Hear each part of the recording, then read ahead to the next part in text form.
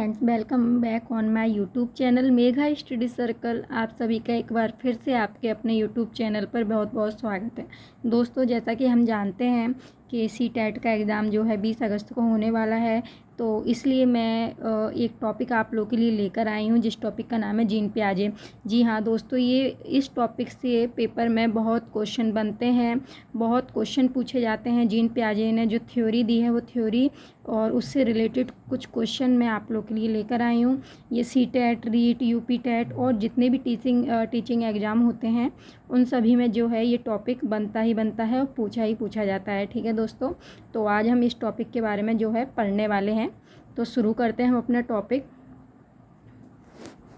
देखिए दोस्तों, जीन प्याजे का संज्ञानात्मक विकास का सिद्धांत जो है आज हम पढ़ने वाले हैं। ठीक है, तो पहले हम ये संज्ञानात्मक विकास के सिद्धांत पढ़ने से पहले हम ये समझ लेते हैं कि संज्ञान किसको बोलते हैं।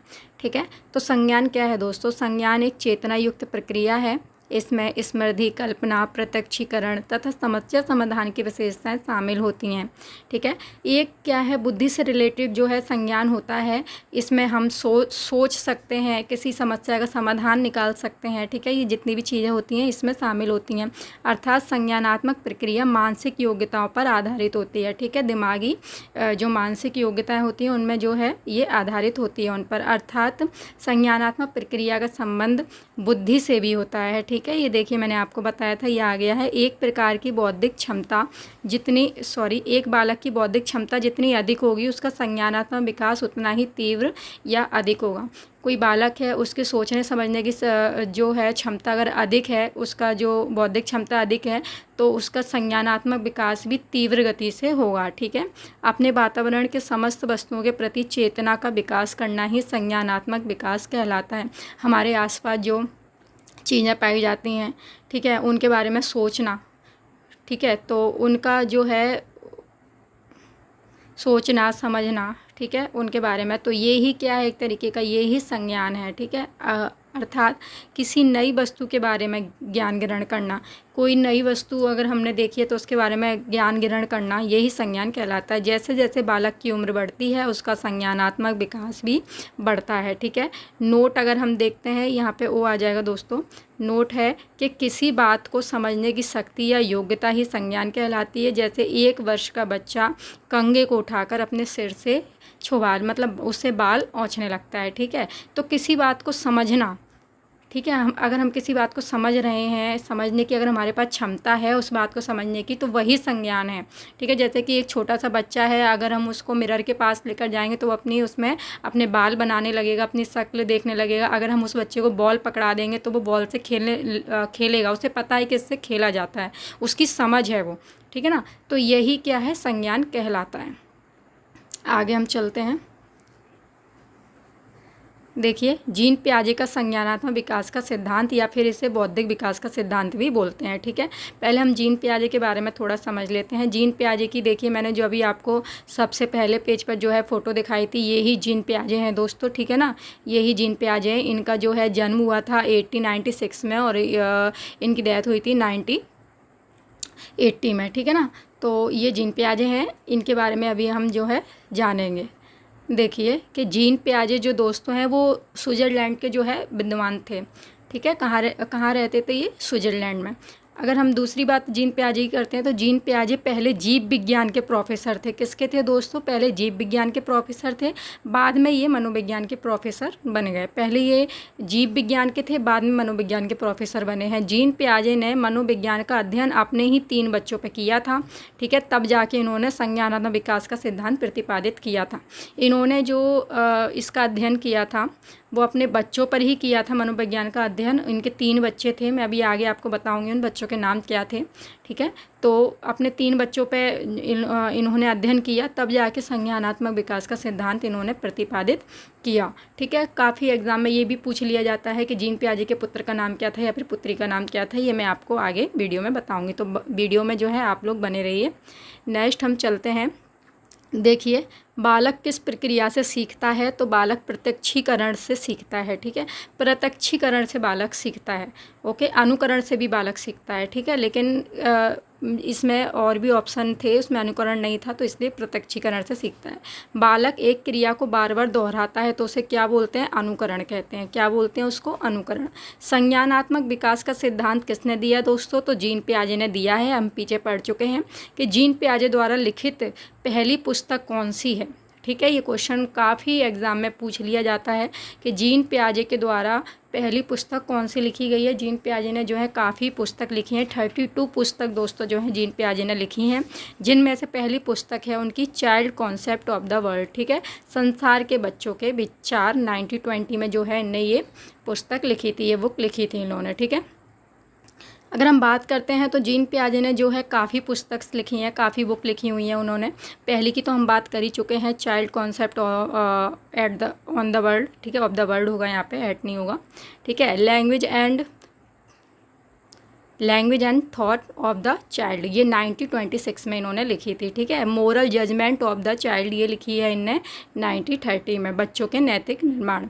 ठीक है, जीन पियाजे ने दोस्तों 32 जो है बुक्स लिखी हैं, इसी कारण इनको जो है विचारों का विकासवादी मनोवैज्ञानिक भी कहा जाता है। ठीक है, विचारों का विकासवादी मनोविज्ञान भी कहा जाता है। क्वेश्चन पूछ लिया जाता है कि विचारों का विकासवादी मनोविज्ञान किसे कहा जाता है और क्यों कहा जाता है, तो दोस्तों जीन पियाजे को कहा जाता है, और इसलिए कहा जाता है क्योंकि इन्होंने काफ़ी जो है किताबें लिखी हुई हैं। नेक्स्ट हम चलते हैं कि विकासवादी मनोविज्ञान किसे कहते हैं। देखिए पूछ लिया गया है इसमें, तो जीन पियाजे को कहते हैं। जीन पियाजे ने जिनेवा में बच्चों के किस स्कूल की स्थापना की? तो जीन पियाजे ने जो है लेबोरेटरी जो है स्कूल की स्थापना की थी, जिसमें बच्चों के ऊपर कई प्रयोग किए गए थे। ठीक है, 1932 में इन्होंने जो है इस स्कूल की स्थापना की थी। जिनेवा कहाँ पर स्थित है दोस्तों? तो ये स्विट्ज़रलैंड में स्थित है। यहीं के जो हैं जीन पियाजे हैं। जीन पियाजे ने स्कीमा सिद्धांत भी दिया है, मैं अभी इसी वीडियो में आपको आगे स्कीमा सिद्धांत पढ़ाऊँगी। ठीक है, जीन पियाजे ने रचनावाद का भी सिद्धांत प्रतिपादित किया है। ठीक है, जीन पियाजे के संज्ञानात्मक सिद्धांत की आलोचना सीमित न्यायादर्श पर की गई। इसका अर्थ है कि जीन पियाजे ने अपना अध्ययन कई बच्चों पर ना करके कुछ ही बच्चों पर किया। जीन पियाजे ने संज्ञानात्मक विकास का सिद्धांत दिया था दोस्तों, लेकिन कुछ और मनोवैज्ञानिक थे जिन्होंने इनके संज्ञानात्मक विकास पर आलोचना प्रकट की। ठीक है, उन्होंने ये बोला कि जीन पियाजे ने जो अपना प्रयोग किया है ये कुछ बच्चों पर ही किया है, और ज़रूरी नहीं है कि जो ये कुछ बच्चे मतलब के बच्चों के ऊपर कुछ हो रहा है तो ये ही हर बच्चे के ऊपर लागू हो। ठीक है, तो इसलिए सीमित न्यायादर्श इनको बोलकर इनका जो है सिद्धांत की आलोचना की गई है, और लोगों और जो और मनोवैज्ञानिक हैं उन्होंने इनके सिद्धांत की आलोचना की और अपने अपने और भी सिद्धांत दिए हैं। ठीक है ना, नेक्स्ट हम चलते हैं। जीन पियाजे ने बौद्धिक विकास की 4 अवस्थाएं बताई हैं। अगर अब हम आ गए हैं जीन पियाजे के बौद्धिक विकास के सिद्धांत पर, मतलब संज्ञानात्मक विकास के सिद्धांत पर। ठीक है, तो जीन पियाजे ने जो है संज्ञानात्मक विकास की कितनी अवस्थाएं बताई हैं दोस्तों? 4 अवस्थाएं बताई हैं। संवेदी गत्यात्मक विकास की अवस्था, सेंसरी मोटर स्टेज। ठीक है, ये 0 से 2 वर्ष की होती है।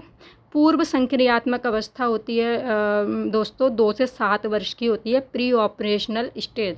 ठीक है, मूर्त होती है एक ठोस संक्रियात्मक अवस्था 7 से 12 वर्ष की होती है, कंक्रीट ऑपरेशनल स्टेज होती है। औपचारिक संक्रियात्मक अवस्था होती है जो 11 से 18 वर्ष की होती है, जिसको फॉर्मल ऑपरेशनल स्टेज बोलते हैं। ठीक है दोस्तों, एक एक करके हम सबके बारे में पढ़ेंगे। पहले मैं बात करती हूँ संवेदी विकास की अवस्था। ठीक है, सेंसरी मोटर स्टेट के बारे में। तो ये क्या है दोस्तों? ये जीन पियाजे के अनुसार बालक की पहली अवस्था है जो 0 से 2 वर्ष की होती है। ठीक है, इस अवस्था में बालक अपने ज्ञान का विकास इंद्रियों के माध्यम से करता है, इसलिए इसे इंद्रिय जन्य अवस्था भी बोलते हैं। इंद्रियां क्या होती हैं दोस्तों? देखिए, इंद्रियां 5 प्रकार की होती हैं। कौन कौन सी होती हैं? देखना, सूंघना, स्वाद लेना, ठीक है, सुनना, स्पर्श करना, ये क्या है? ये इंद्रियां होती हैं, 5 प्रकार की होती हैं। ठीक है, तो हम लोग कहा थे कि बालक अपने जो ज्ञान का विकास करता है वो इंद्रियों के माध्यम से करता है, इसलिए इसे इंद्रियजन्य ज्ञान ग्रहण करने की अवस्था भी कहते हैं। ठीक है, इंद्रियों की संख्या कितनी होती है? तो ये 5 प्रकार की होती है। अब देखिए इसमें बालक कैसे सीखता है।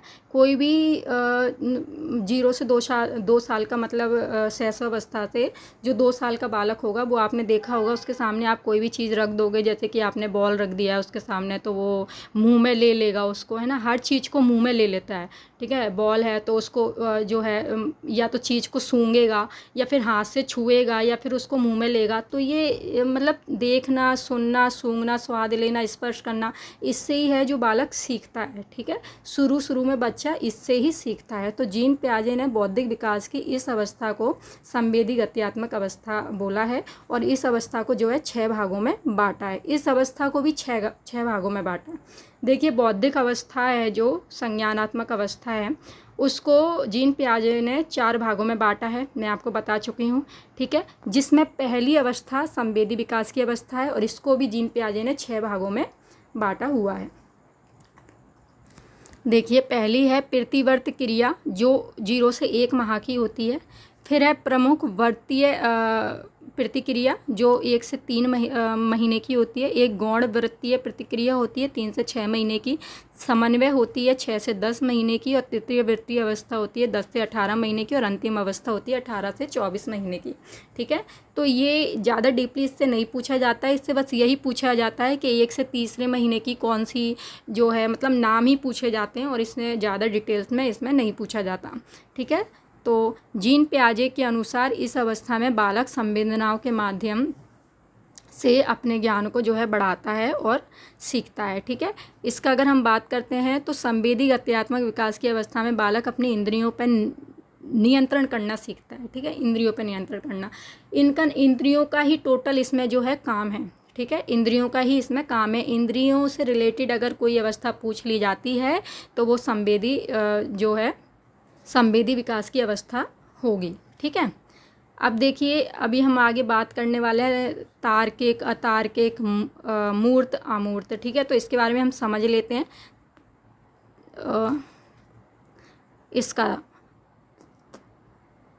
इसका मतलब होता है अर्थ निकले, ऐसा मतलब कोई चीज़ सोचना। ठीक है, जिसका अर्थ निकले। अतार्किक का मतलब होता है जिसका कोई अर्थ ना हो, बेअर्थ कोई बात सोचना। ठीक है, मूर्त का मतलब होता है सामने देखकर सोचना, कोई चीज़ अगर सामने रखी हुई है उसके बारे में मतलब सोचना। ठीक है, अमूर्त का मतलब होता है कल्पना करके सोचना, कोई चीज़ हमारे प्रत्यक्ष नहीं है, हमारे सामने नहीं है, हम कल्पना करके सोच रहे हैं। ठीक है, तो ये इन सब का मतलब है, ये आगे आपके काम आएंगे। मैंने इसलिए लिख दिया क्योंकि काफ़ी बच्चों को कन्फ्यूज़न होता है कि तार्किक का मतलब क्या होता है, अतार्किक का मतलब क्या होता है, मूर्त का क्या होता है और अमूर्त का क्या मतलब होता है। ठीक है, तो अब हम सेकंड स्टेज पे जो है आ गए हैं, पूर्व संक्रियात्मक अवस्था जो 2 से 7 वर्ष की है।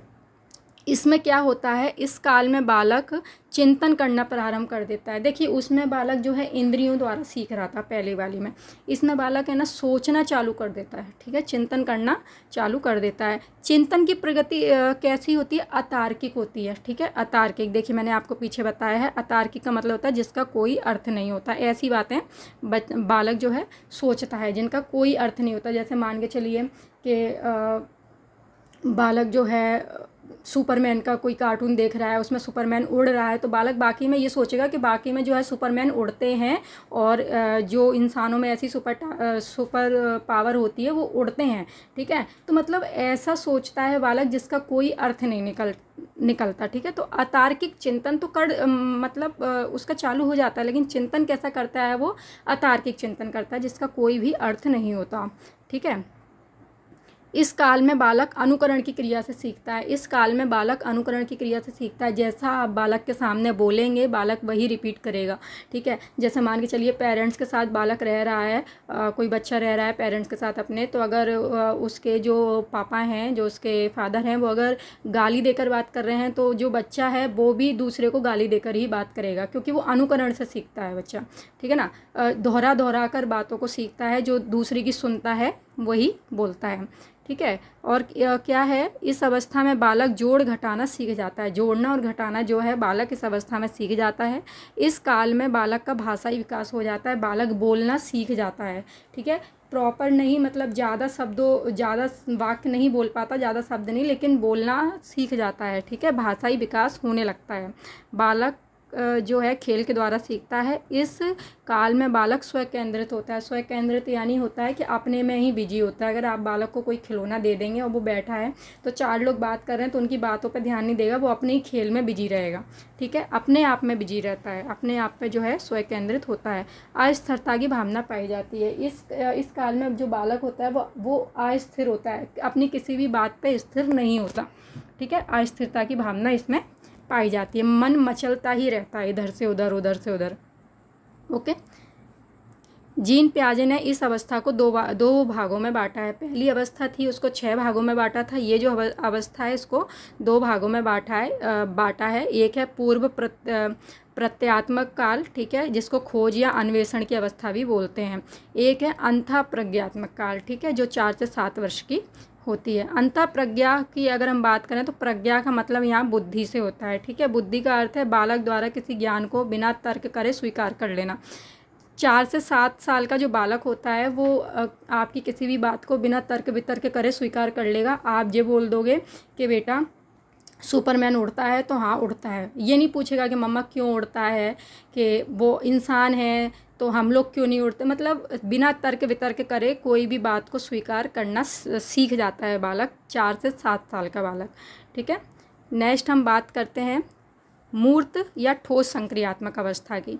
देखिए, जीन पियाजे के अनुसार बालक का दिमाग पूर्व संक्रियात्मक अवस्था में ही चिंतन करना प्रारंभ कर देता है। ये मैंने अभी आपको पीछे पढ़ा दिया है। ठीक है, कि संवेदी जो पहली स्टेज है उसमें क्या है, बच्चा इंद्रियों से सीखता है। दूसरी स्टेज है उसमें बच्चा सोचना प्रारंभ कर देता है, लेकिन कैसा सोचता है, अतार्किक सोचता है, जिसका कोई अर्थ नहीं निकलता। इसमें जो तीसरी स्टेज है इसमें बच्चा क्या है, तार्किक सोचना प्रारंभ कर देता है। ठीक है, अगर वो बच्चा कार्टून देख रहा है तो वो ये समझ जाएगा कि कार्टून रियल लाइफ में नहीं होते हैं, ये एनिमेशन है। ठीक है, तो बच्चा 7 से 11 साल का जो बच्चा होता है वो ये समझना, मतलब जो तर्क करता है वो अर्थ निकलता है उसका, ऐसा तर्क करता है। ठीक है ना, लेकिन ये चिंतन देखिए क्या है कि जीन पियाजे के अनुसार बालक का दिमाग पूर्व संक्रियात्मक अवस्था में ही चिंतन करना प्रारंभ कर देता है, लेकिन ये जो चिंतन करता है वो अतार्किक करता है, मैंने पीछे आपको बताया। परंतु इस अवस्था में यानी ठोस चिंतन वो कब से करना चालू करता है, 7 से 11 वर्ष की उम्र में। ठीक है, यानी इसलिए इसको जो है मूर्त ठोस संक्रियात्मक अवस्था कहते हैं। ठीक है दोस्तों, नेक्स्ट हम चलते हैं। इसकी विशेषताएं क्या हैं कि चिंतन की प्रगति कैसी होती है, वो मतलब अर्थ सहित जो है बातों को सोचता है। चिंतन का स्वरूप जो है वो मूर्त होता है, यानी प्रत्यक्ष देखकर सोचने लगता है बालक। कोई चीज़ अगर उसके सामने है तो वो उस चीज़ को देखकर जो है सोचने लगता है। इस काल में बालक की बुद्धि स्थायी संप्रत्यय के रूप में विकसित होती है। इस काल में बालक जो है वो वजन, आकार और आयतन, जोड़ घटाना, गुणा भाग करना, ये सब कुछ समझने लगता है। इस काल में बालक करके सीखता है, करेगा तब सीखेगा। ठीक है ना, यह अवस्था नियम बनाने की अवस्था कहलाती है। पेपर में बहुत पूछा जाता है कि नियम बनाने की अवस्था कौन सी होती है, करके सीखने की अवस्था कौन सी होती है। ठीक है, तो यही वाली अवस्था होती है। सीखने की सबसे महत्वपूर्ण अवस्था यही होती है और व्याख्या और स्पष्टीकरण का काल होता है। ठीक है, चौथे की हम बात करते हैं तो हमारा जो लास्ट स्टेज है वो कौन सी है, औपचारिक संक्रियात्मक अवस्था। ठीक है, फॉर्मल ऑपरेशनल स्टेज। ठीक है, इस काल में जो है अमूर्त और तार्किक चिंतन बालक करने लगता है। अमूर्त और तार्किक चिंतन, ठीक है ना, तो अमूर्त और तार्किक चिंतन बालक करता है। इस अवस्था में बालक के विचार परिपक्व हो जाते हैं, उसके विचार में बृहद्दता यानी स्थूलता आने लगती है। ठीक है, इस काल में बालक परिकल्पनाओं का निर्माण करने लगते हैं, सोचने लगते हैं हम ये करेंगे, हम ऐसे डॉक्टर बन जाएंगे, वैसे इंजीनियर बन जाएंगे, कल्पना करने लगता है बालक। ठीक है, कार्य और उसका कारण के मध्य जो है संबंध स्थापित करने लगता है। अगर फिर वो क्या है, बालक है ना, ऐसा नहीं होता कि किसी ने कह दिया कि ऐसा होता है तो वो बात को तर्क वितर्क करे बिना मान ले, नहीं, तर्क वितर्क करता है, ऐसा क्यों होता है, ऐसा मतलब तो ये कैसी किस में आता है ये अवस्था, औपचारिक अवस्था में। यानी जो बच्चा 17 से 18 साल, ये 17 नहीं होगा, 7 होगा। ठीक है, गलत है ये थोड़ा, 7 से 18 साल, जो 7 से 18 साल का बच्चा होता है ये क्या है, ये बिना तर्क वितर्क करे जो है बातों को मानता नहीं है, बिना तर्क वितर्क करे बात को नहीं मानता उसके ऊपर बहस करता है, ठीक है।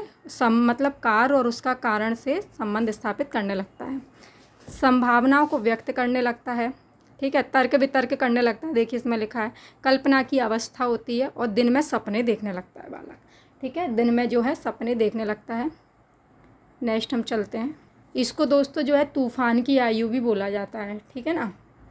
नेक्स्ट कुछ क्वेश्चन हैं, जैसे कि चिंतन का प्रारंभ किस अवस्था में होता है, तो देखिए सेकंड अवस्था में चिंतन का प्रारंभ हो जाता है, पूर्व संक्रियात्मक अवस्था में, ठीक है। पूर्व क्रिया संक्रियात्मक अवस्था में चिंतन की प्रगति कैसी होती है, बच्चा सोचने तो लगता है लेकिन कैसा सोचता है, अतार्किक सोचने लगता है, जिसका कोई अर्थ नहीं निकलता, ठीक है। मूर्त तार्किक चिंतन किस अवस्था में होता है, तो मूर्त या तार्किक चिंतन जो होता है वो मूर्त ठोस संक्रियात्मक अवस्था में होने लगता है। अमूर्त चिंतन या काल्पनिक चिंतन किस में होता है, औपचारिक संक्रियात्मक अवस्था में होने लगता है, ठीक है। देखिए नोट है ये कि संज्ञान पर्यावरणीय घटक उत्प्रेरक बोलते हैं और व्यक्ति की प्रतिक्रियाओं के मध्यस्थता का कार्य करता है, ठीक है। ये मान के चलिए ये पर्यावरणीय घटक हैं और ये जो है व्यक्ति की प्रतिक्रिया है, तो इसके बीच में जो है मध्यस्थता का काम करता है, कौन करता है, संज्ञान करता है, ठीक है। जीन पियाजे ने संज्ञानात्मक विकास का सिद्धांत प्रतिपादित करने के पूर्व अपने 3 बच्चों के ऊपर अध्ययन किया, देखिए मैंने आपको पीछे बताया था, जिसमें पुत्र का नाम है लॉरेन और पुत्री का नाम है जैकलिन और ल्यूसिन, ठीक है। ये नाम काफ़ी एग्ज़ाम में जो है पूछ लिए जाते हैं। इन्होंने स्कीमा के माध्यम से संज्ञानात्मक विकास को समझाया है। संज्ञानात्मक विकास को जो जीन पियाजे ने है वो कैसे समझाया है, स्कीमा के माध्यम से समझाया है। स्कीमा जो है क्या होता है ये अभी हम आगे पढ़ेंगे। जीन पियाजे के अनुसार बालक अपने परिवेश से सीखता है और अपने अनुभव के आधार पर अपनी समझ को आगे बढ़ाता है, ठीक है। जीन पियाजे का कहना है कि बालक जो है अपने परिवेश से सीखता है, जो उसके आसपास जैसा माहौल रहता है उससे जो है बालक सीखता है और अपने अनुभव के आधार पर अपनी समझ को आगे बढ़ाता है, ठीक है। नेक्स्ट हम चलते हैं, जीन पियाजे ने मानव विकास के 4 पहलू बताए हैं, कौन कौन से पहलू बताए, ये पहलू बताए हैं, ठीक है ना। 4 क्या बताए हैं, पहलू बताए हैं। जीन पियाजे ने मानव विकास के कितने पहलू बताए, ये क्वेश्चन पूछ लिया जाता है, तो कितने पहलू बताए हैं, 4 पहलू बताए हैं। जैविकीय परिपक्वता, भौतिक वातावरण से सीखता है, सामाजिक वातावरण से सीखता है और संतुलिनीकरण द्वारा सीखता है। संतुलिनीकरण जो है उसको जीन पियाजे ने 2 भागों में बांटा है, पहला है आत्मसातीकरण की क्रिया, दूसरा है समंजन या समायोजन की क्रिया। आत्मसातीकरण की क्रिया को हम बोलते हैं कि जो न्यू नॉलेज होती है उसमें परिवर्तन करना, ठीक है, और जो पुराना ज्ञान होता है उसमें परिवर्तन करना, उसे बोलते हैं समंजन या फिर समायोजन।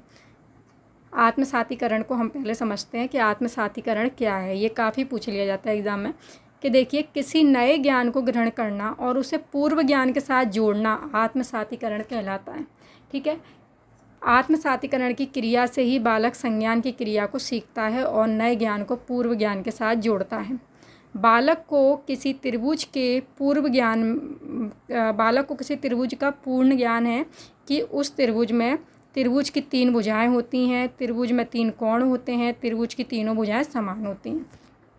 अब मान के चलिए एक बालक है, उसको ये पता है कि त्रिभुज होता है, उसने त्रिभुज देखा हुआ है, त्रिभुज के बारे में पढ़ा हुआ है, तो उसे ये पता है कि जो त्रिभुज होता है उसमें 3 भुजाएं होती हैं, ठीक है, उसमें 3 एंगल होते हैं, कोण होते हैं, त्रिभुज की तीनों भुजाएं जो हैं समान होती हैं। उसने ये पढ़ा हुआ है त्रिभुज के बारे में कि त्रिभुज की तीनों भुजाएं समान होती हैं, 3 भुजाएं होती हैं, 3 एंगल होते हैं, ठीक है। अब अगर उसको समद्विबाहु त्रिभुज दिखा दिया जाए, ठीक है, उसको अगर समद्विबाहु त्रिभुज दिखा दिया जाए तो उस त्रिभुज को वह पूर्व ज्ञान से जोड़ देगा, ठीक है। ये तो समझ जाएगा कि मतलब समद्विबाहु त्रिभुज दिखा देंगे तो ये तो समझ जाएगा कि ये त्रिभुज है, ठीक है, लेकिन ये अलग प्रकार का त्रिभुज है। उसने जो नया ज्ञान सीखा है वो पुराने ज्ञान से जो है जोड़ के उसको ग्रहण कर लेगा, तो इसको आत्मसातीकरण बोलते हैं, ठीक है। इसमें पुराना ज्ञान तो यथावत रहता है, मतलब त्रिभुज है, 3 भुजाएं हैं, जो उसने सीखा है वो तो यथावत है, उसमें कोई चेंजिंग नहीं आई है, लेकिन नया ज्ञान उसने और सीख लिया है कि त्रिभुज एक ही प्रकार का नहीं होता है, त्रिभुज और प्रकार के भी होते हैं, ठीक है। तो इसमें पुराना ज्ञान जो है यथावत रहता है, लेकिन जो नया ज्ञान होता है उसको उसमें जोड़ दिया जाता है, इसको आत्मसातीकरण बोलते हैं। ठीक है। समायोजन की अगर हम दोस्तों बात करते हैं तो समायोजन क्या है? समायोजन उस प्रक्रिया को कहते हैं जिसमें पूर्व ज्ञान को नए ज्ञान में समायोजन स्थापित करने का प्रयास किया जाता है। ठीक है, पूर्व ज्ञान को थोड़ा बहुत चेंज करा जाता है। जब हम नया ज्ञान कोई सीख लेते हैं तब उसको पूर्व जो पहले का ज्ञान है उसमें कुछ चेंजिंग करी जाती है, तो उसको क्या बोलते हैं? उसको बोलते हैं समायोजन। ठीक है, इन दोनों क्रियाओं को ही संतुलीकरण कहते हैं। इन दोनों क्रियाओं से ही संज्ञान की क्रिया पूर्ण होती है। ठीक है, बच्चा कोई जगह जो है पहला जो ज्ञान उसके पास होता है, जो पुरानी नॉलेज होती है, उसमें नई नॉलेज को जोड़ के एक और नॉलेज बनाता है। कहीं बालक, बहुत से बालक होते हैं जो पुरानी नॉलेज होती है उसे वो नॉलेज पता तो थी लेकिन पूरी तरीके से नहीं पता थी, तो उसमें कुछ चेंजिंग करके उसमें नई नॉलेज जोड़ के तब न्यू नॉलेज बनाता है। तो ये 2 प्रकार की नॉलेज होती हैं, इन्हीं से जो है संज्ञान पूर्ण होता है। ठीक है, कौन कौन सी क्रिया से? आत्मसातीकरण और समायोजन। क्वेश्चन अगर हम देखते हैं तो बालक तार्किक चिंतन किस काल में प्रारंभ कर देता है? तो बालक जो है तार्किक चिंतन किस काल में प्रारंभ कर देता है? मूर्त या ठोस संक्रियात्मक अवस्था में, यानी 7 से 11 वर्ष की अवस्था में। ठीक है, अब देखिए जीन पियाजे का स्कीमा का सिद्धांत हम पढ़ते हैं कि जीन पियाजे का स्कीमा क्या है। ठीक है, तो जीन पियाजे जो है जीव विज्ञान के प्रोफेसर थे। उन्होंने संज्ञानात्मक विकास को स्कीमा के माध्यम से समझाया और बताया कि बालक अपने अनुभव से नए ज्ञान को सीखता है और जैसे जैसे अनुभव बढ़ता है वैसे वैसे उसकी बुद्धि का भी विकास होता है। यह ठीक उसी प्रकार होता है जैसे मस्तिष्क में स्कीमा का विकास होता है। ठीक है, तो स्कीमा क्या है? जीन पियाजे पहले प्रोफेसर थे, फिर मनोविज्ञान के प्रोफेसर हुए, ये तो छोड़िए बात। उन्होंने संज्ञानात्मक विकास को स्कीमा के माध्यम से समझाया। क्या बताया उन्होंने? कि बालक अपने अनुभव से नए ज्ञान को सीखता है। ठीक है, जैसे जैसे बालक का अनुभव बढ़ता जाता है बालक और नए ज्ञान को जो है सीखता जाता है और जैसे जैसे अनुभव बढ़ता है वैसे वैसे उसकी बुद्धि का भी विकास होता है।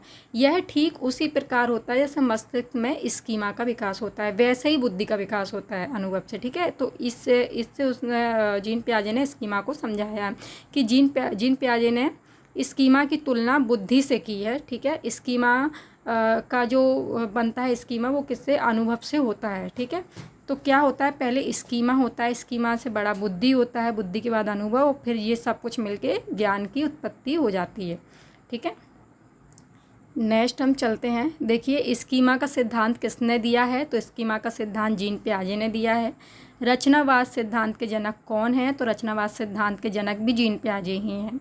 ठीक है, अब देखिए शैशव अवस्था में बालिकाओं का संज्ञानात्मक विकास बालकों की तुलना में अधिक होता है। ठीक है, जो गर्ल्स होती हैं उनका जो संज्ञानात्मक विकास होता है वो बॉयज़ की तुलना में ज़्यादा होता है। उनमें सोचने समझने की शक्ति जो है गर्ल्स लोग में ज़्यादा होती है शैशव अवस्था में। ओके, ये पूछ लिया जाता है क्वेश्चन। जीन पियाजे के अनुसार कल्पना की अवस्था कौन सी है? तो औपचारिक अवस्था। ठीक है, ये जो है कल्पना की अवस्था होती है, बच्चा कल्पना करने लगता है, दिवस स्वप्न देखने लगता है, दिन में सपने देखने लगता है। जीन पियाजे के अनुसार अंतः प्रज्ञात्मक अवस्था कौन सी होती है? तो 4 से 7 वर्ष की ये होती है और ये किसके अंतर्गत आती है? ये जो सेकंड अवस्था है, सेकंड स्टेज है, उसके अंतर्गत आती है पूर्व संक्रियात्मक अवस्था के। ठीक है, जीन पियाजे के अनुसार बालक में चिंतन किस काल में प्रारंभ हो जाता है दोस्तों?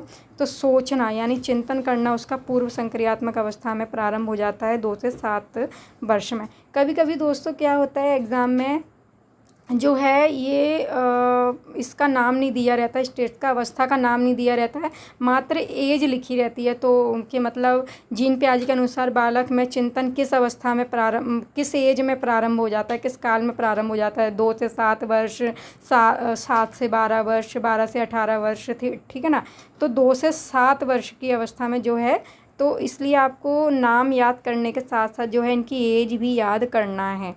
ठीक है, और हिंदी में इनके काफ़ी नामों से इन्हें जाना जाता है, इसलिए मेरा मानना ये है कि आप लोग इंग्लिश में नाम याद करें। ठीक है ना, उससे क्या है आप लोग को काफ़ी इजी रहेगा आंसर टिक करने में। नेक्स्ट हम चलते हैं। देखिए नेक्स्ट नहीं है, वीडियो इतना ही है। तो जीन पियाजे का टॉपिक जो है हमारा ख़त्म हो चुका है। अब इससे ही जो है क्वेश्चन पूछे जाते हैं जीन पियाजे में। संज्ञानात्मक विकास स्कीमा से जो है मैंने आप लोग को पढ़ा दिया है। और भी क्वेश्चन जो है मैं जीन पियाजे के आप लोग के लिए लेकर आऊँगी। सीटेट से रिलेटेड और भी टॉपिक रहेंगे, वो सारे टॉपिक को जो है मैं आप लोग को एक्सप्लेन भी करूँगी और उसके जो क्वेश्चन है वो भी मैं आप लोग के लिए लेकर आऊँगी। और आप लोगों ने अगर अभी तक मेरे चैनल को सब्सक्राइब नहीं किया है तो ऐसी ही और वीडियो देखने के लिए मेरे चैनल को सब्सक्राइब कीजिए, जिससे मैं कोई भी वीडियो अगर अपलोड करती हूँ तो सबसे पहले वो आप तक पहुँच सके। ठीक है, सीटेट की और भी नॉलेज जो भी अपडेट आती रहती है वो सब मैं आपको अपने चैनल पे बताती रहती हूँ। तो इसलिए चैनल को सब्सक्राइब करें, और अगर वीडियो अच्छी लगी हो तो वीडियो को लाइक और अपने फ्रेंड्स के साथ शेयर ज़रूर करें। मिलते हैं अगली वीडियो में। Thank you.